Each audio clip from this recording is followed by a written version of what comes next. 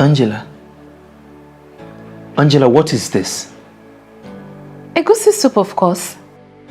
Is this how the egusi soup you eat look like?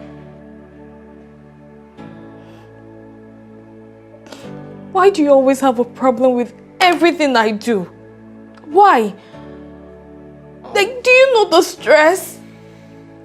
Do you know the kind of stress I had to go through just to make this for you? That's true. I should appreciate you more, you know.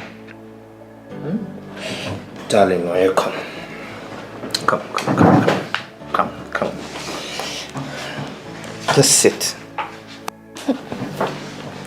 Sit properly, yes. You know you have not been eating, right? I cannot be enjoying this beautiful looking meal alone.